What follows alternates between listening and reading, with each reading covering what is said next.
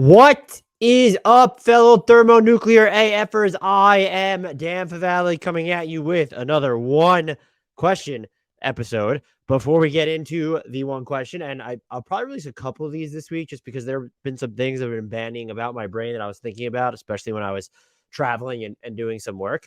But before we get started, please, my usual plead to subscribe to us wherever you're consuming us. If this is your first time checking us out on YouTube, hit that subscribe button, hit the like button, comment, help us bust up the algorithm, help us drive up our subscriber count. That would mean the world to me. If you're listening to this on a podcast player, Spotify, Apple, Stitcher, whatever, subscribe to us, download every episode. Also, ratings and reviews can help us a ton. We did for the first time, I think, crack the top 85 in the basketball podcast on Apple. I would like to really see us get into the top 50 at one point because Hardwood Knocks is thoroughly unserious. We have a great time here, and I think it should absolutely get there. So, again, if you're consuming us on YouTube or just via your podcast player, head over to the other one anyway. Go to Apple, subscribe to us there as well. Go to YouTube, subscribe, like. I appreciate it. Remember to join our Discord. The link to that is in the description on YouTube and both the podcast. And follow us on all the socials. They are up on the screen on YouTube, or you can find them in the podcast and YouTube descriptions. With all of that out of the way, we get to my question, which, and this is, I think it's been broached indirectly a few times, even on this podcast. But the question is, should the Toronto Raptors get involved in the Donovan Mitchell sweepstakes? Two things sort of spurred me to consider this. And that's one, Kevin Durant agreeing to remain in Brooklyn, at least for the foreseeable future. We know all that can change, and that will factor into this. But just the fact that now teams like the Raptors, the Heat, and the Suns should be looking at contingencies or other avenues if they were at all linked to the Kevin Durant sweepstakes. And then also Mark Stein, in his latest report on Substack, had mentioned that the Lakers are going to get involved in whatever Donovan Mitchell deal there is, regardless of which team it is, whether it's the Knicks or if there's a dark horse. And the fact that you mentioned a dark horse sort of made me wonder, well, is there even a potential for anyone to come in? And actually, let's talk about not if the Knicks bow out, because they're not going to bow out of this sweepstakes, but is there a team that can come in and actually beat the Knicks offer? And I was trying to think of them, and a few sprang to mind, but you talk about them, and there's New Orleans might be able to do it, but why would they? OKC is too hard to match salaries, and they have even less of an incentive to do that following the Chet Holmgren injury, which we'll cover in further detail on this podcast as well. So the Raptors sprang to mind here. They have all of their own draft picks except for a 2024 second to the Memphis Grizzlies, and they have to get to around 23.28, around $24.3 million, to bring back Donovan Mitchell, which is very easy for them to do when you look at some of their contracts. And they have different avenues they can go to explore a trade package for Donovan Mitchell. I think the first question is, should they even be interested in Donovan Mitchell? He's a 6'1" guard. They already have that in Fred VanVleet. I guess in theory, you could involve Fred VanVleet in the trade talks. In that scenario, he's entering his age 28 season.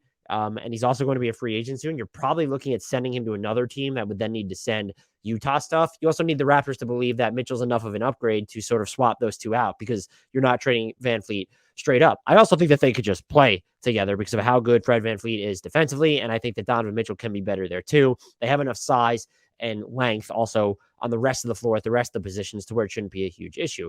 However, I've received a bunch of pushback, mainly on YouTube, saying that I didn't watch enough of the Raptors, especially during the second half of the season, because I'm concerned about their half-court offense. If you disagree, that's fine, but it's okay to have concerns about your own team. And there were people spewing things off that the Raptors' half-court offense improved a great deal over the course of the season. I didn't really see enough of it. There were points where their offense improved, but a lot of their most efficient offense was being generated on the break, which is great. That's fine.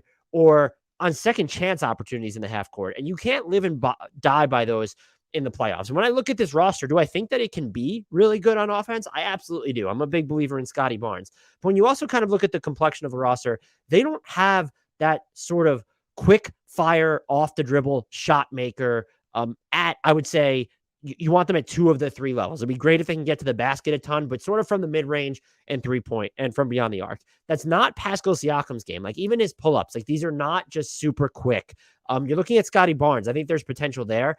I need to see his game speed up a ton with the ball in his hands. And even that would sort of run counter to some of the shots that he did take that he self-created last season. You do have Fred VanVleet, but that's also never been his game. Like this is someone who operates really well off movement, off catch and shoot opportunities. Yeah, he has added more off the dribble scoring to his rapport, even at every level, I would argue, but he's not the most efficient when it comes to that department. And you look at the Raptors, they ranked in the bottom 4 of pull-up jumper efficiency last season. You even split that, look after the All-Star break, they're still hovering around the bottom 4 in effective field goal percentage. And they did take those shots. Again, they were different kinds of pull-ups, I would call them. They feel like more methodical than a lot of other teams. And I'm talking about more of the improvisational speed is basically what I'm looking for, or someone like a Kawhi Leonard, like they have. And you sort of go through the past few champions, and like teams needed that type of player or an additional type of player to get to that level. The Warriors, we know that they have Steph Curry. The Raptors, when they won, had Kawhi Leonard. The Lakers, they had not only LeBron James, but like the version of Anthony Davis that was Kevin Durant. So I do think it's important. I'm not saying that it's a must include, but if you are the Raptors, and even look with the Cavs when they win, having LeBron and Kyrie Irving, so you can like go through the list like that. Even like when the Bucks won, Drew Holiday getting them over the top made so much sense because he could operate in that capacity more so than Giannis, sort of on the same level as a Chris Middleton. And so while neither of them, although Drew shot the hell out of the ball on step back threes this year, by the way, although neither of those two, Middleton and Drew Holiday, are going to fall into like the Kyrie Irving category or the Kawhi Leonard category, like that is stuff they can do. Chris Middleton has his mid-range game, and Drew Holiday does have an off-the-dribble jumper of which to speak at an accelerated speed. And that's what I'm looking for the Raptors. And so if I was Toronto, I absolutely would kick the tires on a Donovan Mitchell trade. You have him under contract for 3 years. Masai Ujiri's been known to take risks. And I do think this is an instance where you're not getting into Scotty Barnes permutations. Like he was off the table in Durant talks. We know that. But Donovan Mitchell, the Jazz do not have the leverage to ask for Scotty Barnes. And knowing the packages that have been rumored with New York, the fact that New York doesn't have the blue chip prospect to send back where the Jazz can point to him and say, hey, that's who we're going to build around, that only sort of helps other teams flesh out their best offers because you're operating under the pretense that the Jazz are okay on some level taking a package that is primarily pick-based, where, yeah, it'd be cool to get some complimentary youngsters, Obi Toppin, Emmanuel Quickley, maybe Quentin Grimes, and if you want to quibble and say RJ Barrett's a blue chip prospect, that's fine, but he's extension eligible right now. And I don't think that we've seen anything, when I'm talking about a blue chip prospect, someone who profiles as better as the third or fourth best player on a championship team, I don't think we can point at RJ and say that he's shown enough to loop him into that category where can he be, definitely be the third best player on a championship team, but more to the point, the first or second best player on a title contender. And you're not necessarily looking to get those guys in trades because if you think you have that guy, teams don't tend to move him, even in instances like this, unless they're already a finished championship product, which the Knicks are not. So I do think New York's offer can be beat, especially the ones that have been rumored. We hear 5 first-rounders, and it's like, oh my God, 5 first-round picks. Yeah, that's a lot. As of right now, we know that the Knicks have only agreed to include up to 2 of their own unprotected first-rounders. And so now you're getting into the Detroit pick, the Washington pick, the Mavericks pick.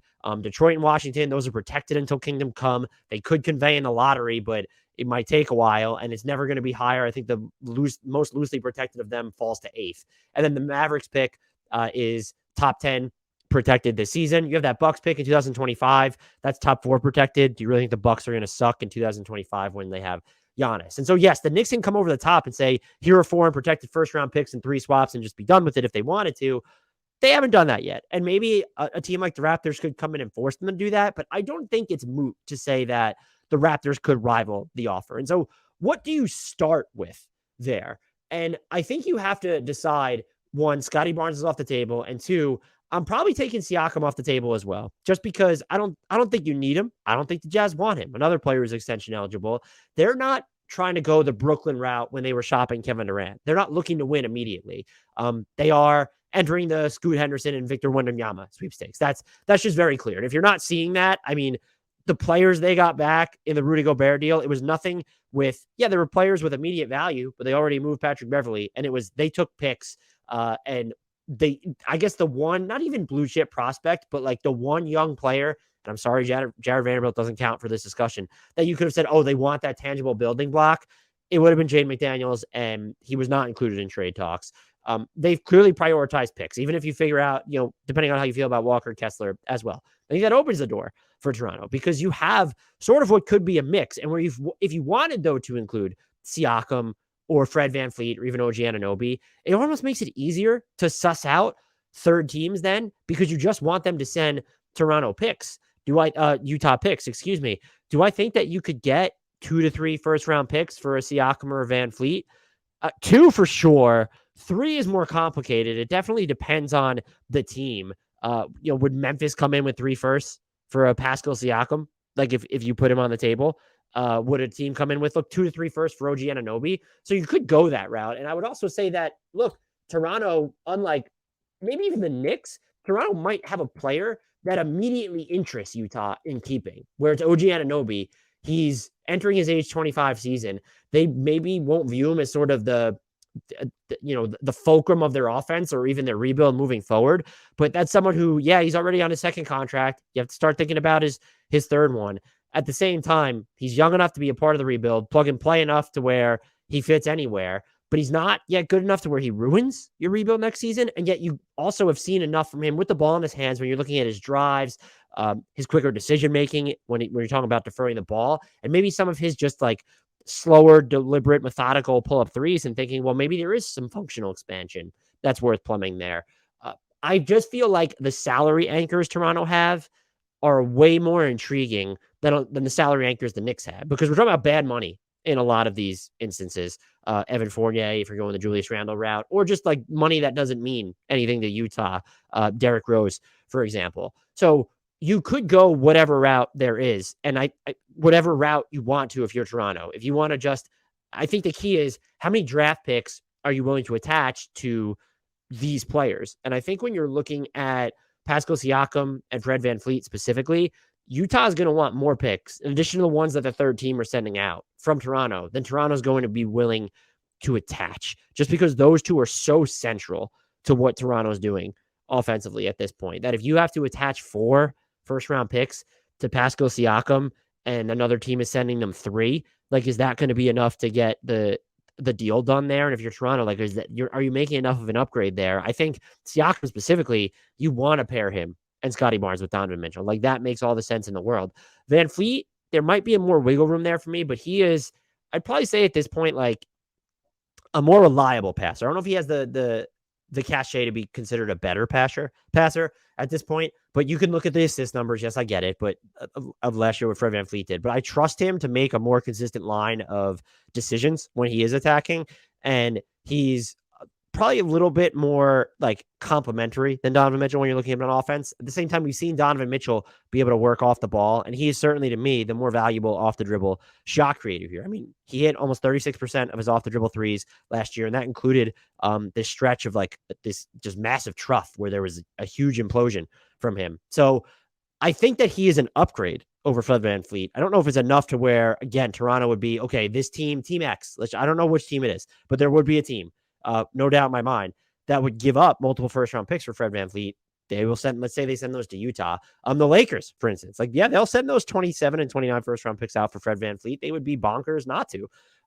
But now how many more do you have to include if you're Toronto? I know Mitchell's younger, but it's not like 5 or 7 years younger. And they functionally are going to play the same position. And you've just seen more from Fred VanVleet. I think you can also argue that, okay, are you worried about Fred VanVleet's next contract? Maybe, but it's going to be a less commitment, either looking at the terms in years or maybe even the dollar amount than what's Mitchell's next contract. So I think what you're really looking at is using OG Anunoby as sort of the primary salary ballast there. And I don't know if, is Toronto feeling awkward about that or uneasy about that, because OG Anunoby is kind of like their only true wing. You have Gary Trent Jr., you have Scotty Barnes. Neither of those guys are like wings. Even an Otto Porter Jr., just not a wing.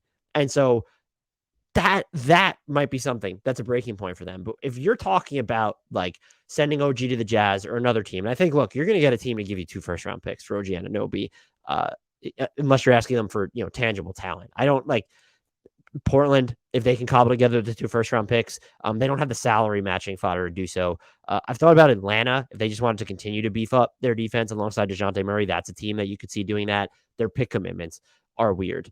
But they could still get to that point. Maybe the Pelicans, like, would they look into it? I know they have Herb Jones and Trey Murphy, but that's something that maybe they would consider.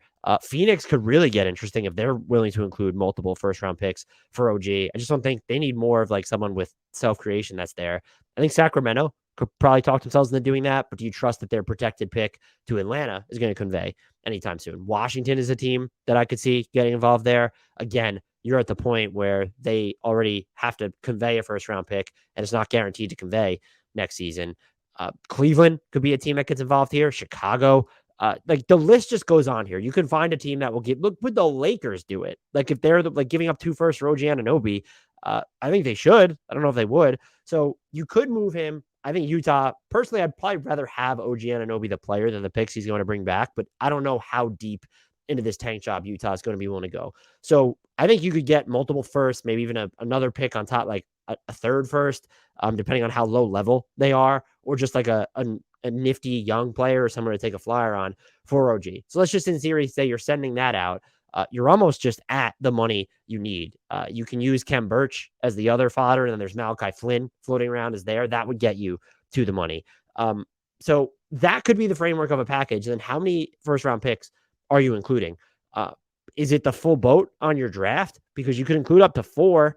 And if you know the Knicks are pitching 5 or eventually going to get to 6, like that's sort of what you're up against. But you do have to view how much OG Anunoby is worth. And so let's just say he's I would give up more than 2 raw first round picks for OG Anunoby. I want to make that clear. But if they're distant first round picks like the Lakers, those might hold a little bit more value. And if they're unprotected, let's just say it's OG Anunoby or 2 first round picks. And so that's what you're getting in exchange for Donovan Mitchell if you're Utah. I think, like, could you include another 3 if you're Toronto? 2023, 2025, 2027. Maybe we throw a couple swaps in there. That gets you past when you're looking at Donovan Mitchell. You're getting 1 first round pick that conveys past his current deal because he can become a free agent after the 24-25 season. And so you're getting at least 1 pick after. If there's a swap, like a 2026 swap in there, now you're controlling 2 of Toronto's picks post Donovan Mitchell. And look, that has to factor into this too. I think when you look at how the dealings with the Knicks specifically, or even when we're talking about Miami here, when you look at how those are being framed, by the way, Miami might be like technically a sneaky good team to get involved on an OG Anunoby trade. Like, would they give up Jovic and 3 firsts for OG Anunoby to take up that 4 spot, or just 3 firsts, the equivalent of it, and they have Duncan Robinson to use as their primary salary anchor? Just sort of food for thought there. But when you're looking at New York and Miami dealing specifically, those are teams that you almost need to extract more aggressive pitches from because you know Donovan Mitchell wants to stay there long term. And so my example here would be like the Knicks long term, because they're the Knicks. Yes, you might value there are 2 ways to look at this. You value their distant first round pick because they're the Knicks and they've historically just found ways to fuck themselves over. I totally get that. But let's use Miami then as the example. If you know Donovan Mitchell wants to stay there, a 2027 Miami pick doesn't mean as much as I would say a pick from Toronto in 2027 if you don't know whether Mitchell wants to stay there. Now, Toronto is one of the most well-run organizations in the league. And so inherently, their distant first-round picks and their immediate first-round picks, especially with Donovan Mitchell, are going to be less valuable to Utah than what the Knicks can give up. And so I understand if you're the Jazz looking at it like this. But if you're getting what would be the equivalent of, let's say, 5 to 6 firsts, like raw firsts, at least one of which conveys after Mitchell, and then a swap that can be used after Mitchell, both unprotected. I think that's a starting point if you like OG Anunoby. Now, if I'm Toronto, I don't really know how many first round picks I'm willing to attach in total. Like, would I go, 25, 27, and 29? Because if you do that, things get really interesting because are you almost thinking like, oh, could Donovan Mitchell try to agitate his way out using the threat of free agency to do it? So then maybe you could have like technically 3 picks that come after the Donovan Mitchell era if he decides to, if they trade him before the 2025 draft or the 24-25 season, however you want to frame it. That's also has to go into your calculus. That's not going to happen in New York. That's not going to happen in Miami. And I'm not saying it should happen in Toronto. Again, if I cared about winning and also just the city of Toronto, though I've never been, like, I know it's fantastic from people who have been there. Also, just the fan base is like fucking awesome. I would want to play there. But again, I'm not a millionaire NBA player who can have my pick of wherever I want to live. So I'm not advocating for Donovan Mitchell to leave Toronto or any player not to want to play for the Raptors. I want to make that clear. But if you're looking at this from Utah's perspective, you have to be thinking there's some combustibility there. And so how many first round picks can you get out of Toronto? And look, if I'm the Raptors, to be frank, and the asking price ended up being like Fred VanVleet and 3 firsts because enough value is going back to Toronto to get Donovan Mitchell. Yeah, I'm doing it. I'm just not going to lie. I'm going to play the odds on just like the longer term value. But I think my framework is what OG Anunoby is to this team. When you look at Scotty Barnes and Siakam being there defensively and on offense, he feels a more replaceable than a Fred VanVleet to me. And this is coming from someone who thinks that there is more on-ball work to experiment with when it comes to OG Anunoby. So, like, if I was Miami and he's on the market, like, let's say just Utah doesn't, or moves them, let's just say Utah moves them himself. Like, if you're trading OG Anunoby for Duncan Robinson, and then, like, that's bad money for Duncan Robinson. So do they give you Jovic and 3 firsts, assuming that they can work with whatever Oklahoma City they owe that, they owe that conditional first to Oklahoma City in 2025? I'm probably doing it. Like, I think OG Anunoby is that good. And so, like, if you can get 3 Heat firsts, 4 firsts, and a swap from Toronto, 3 firsts on top of that, and then a swap from Toronto, like, that's a lot of value there. I don't know. Does it beat the Knicks' best offer? No, because the Knicks have all the first round picks in the world, and they can sort of include some intriguing youngsters there as well when it comes to Obi Toppin and Emmanuel Quickley. And I think a lot of this, and this is one of my questions that I might do a pod on, so I don't want to get into it too much. But a lot of people just think that Obi Toppin and Emmanuel Quickley, Quentin Grimes, those guys are overrated when we're talking about their trade value. And if it wasn't New York, would they be valued as highly as they have been or seemingly in trade talks, when not by the Jazz specifically, but when national analysts and Knicks analysts are talking about it? I think that there's a middle ground of the national consensus on those players is generally too low, but the Knicks kind of did that to themselves by not giving those players clear roles or pathways to court time last year. So I understand, like, both sides of the argument. It's ultimately the Knicks' fault that we have that ambiguity surrounding those players, though. Back to the Raptors, though, I would ultimately do this trade for Donovan Mitchell. It's a lot to give if Utah's willing to do it. And I don't know, what does this come down to? If the Knicks just are refusing to throw their best foot forward, I get it. That it makes it easier for other teams. I just don't think what we know about how the Rudy Gobert negotiations went down, how we know what happened with Danny Ainge when he sort of blew up the Celtics, and just what we've seen from the superstar trade market in general most recently. You're not getting out of a star trade without giving up a shit ton. And I think OG Anunoby and a swap plus 3 to 4 firsts. And I'm going to say OG Anunoby a swap, 3 firsts, and then salary. That is a lot to give up. Is it enough to beat out the Knicks' best offer? No. I do think, though, if you have to move on from the Knicks, or if the Knicks do pull themselves out, or just the Knicks aren't going to field. Let's just say they're not going to field their best offer. And look, I want to be clear. If I'm Utah and I have the chance to get OG Anunoby, an unprotected swap in 26, and then 3 first-round picks, I do prefer that offer way more than anything that has come out of New York thus far, to where they're trying to look. The Knicks are clearly trying to win the battle of, we were able to hold on to RJ Barrett in these talks. Like, that's not. I'm not buying into the fact that the Jazz want him. I really like RJ Barrett as a player, but just with his payday looming and what the Jazz are trying to do, at least with OG Anunoby, there are 2 years left on his deal, and you kind of know where he fits offensively into a larger equation. RJ Barrett's been moved around too much with New York. Again, promising, but he's looming. He's coming up on a payday that's going to pay him more probably than OG Anunoby is making next season at 17.4, and then the season after that, which would be the first of RJ's new deal, at 18.6 million. So, and he has a player option, OG Anunoby, for the 24 offseason at 19.9. He will certainly decline that. But if you're getting OG 3 firsts and a swap, and that swap and one of those first round picks are post dating the Donovan Mitchell's current contract, or before he enters free agency, or coming after he would enter free agency. I'm sorry, excuse me. I prefer that than anything that's just come out of New York, because you're only getting 2 unprotected firsts from the Knicks. And that's knowing that one of them is probably in 2023. Like, that's not, and maybe the other one's in 2025, maybe only one of those picks. And we haven't even heard a mention of swaps. So you're talking about one of those picks, let's say. And this might be conservative. One of those Knicks picks are coming after Donovan Mitchell's contract would end, or he would enter free agency. That's not that appealing to me. And even if it's 2, if 27 and 29 were already on the table, or 26 and 28, whatever it is, like, the fact that OG Anunoby is involved in this, and you could point to something as an origin of, we're going to get elite returns on him, or this is someone that gives us some structure to our rebuild, as we can get good fairly quickly, because whoever we draft, whoever we decide to use as our pole star, like, he's just going to fit next to them. Do you worry about him leaving Utah? Of course. But if it's like, I might even prefer if the Raptors went the route of Gary Trent Jr., salary filler, and then their entire draft at this point.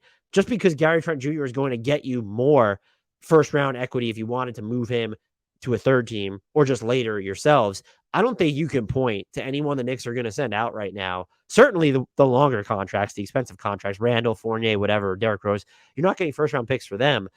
Do I think a team would give up a first round pick for Emmanuel Quickly or Obi Toppin or Quentin Grimes? My gut would be yes, but the first round pick you get right now, to me, you're either going to get more first round picks for Gary Trent Jr. or an OG Anunoby. You're definitely going to get the higher end first round value there.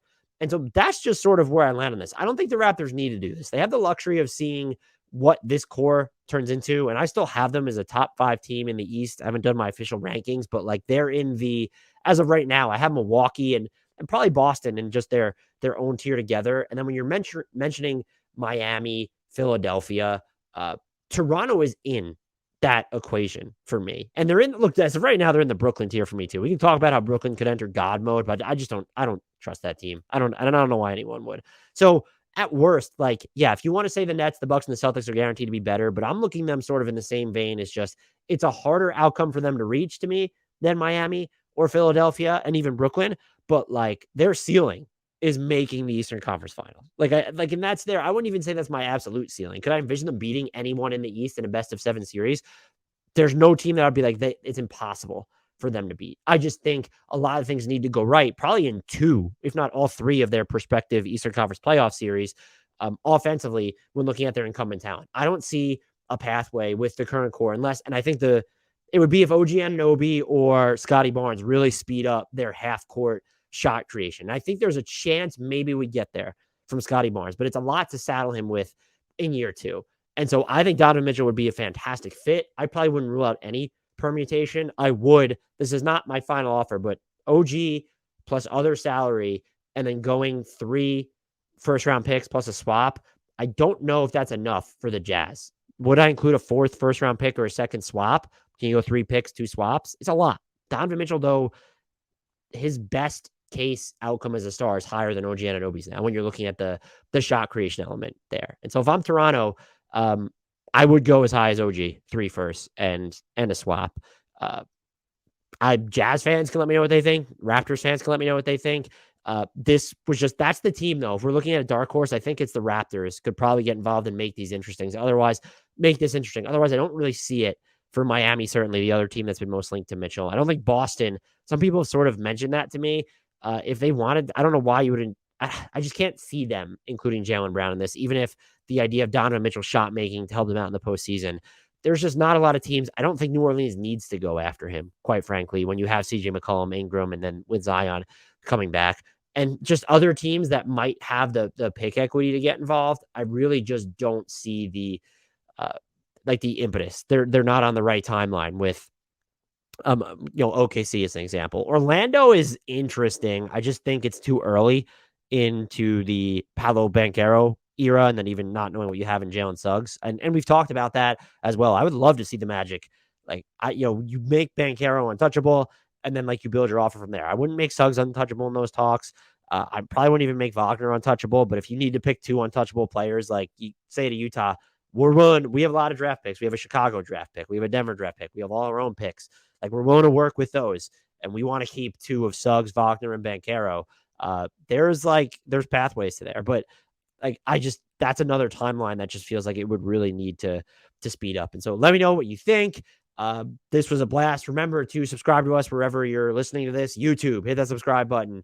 iTunes, Spotify, help us out a ton on iTunes or Apple Podcasts, even if you don't use them, to try and get us up those charts. It would help out a bunch, and ratings and reviews there as well can help people find us. Until next time, and like always, I leave you with the shout out to one, the only, a player who would actually be untouchable in prospective Donovan Mitchell trade talks, Frank Ntilikina.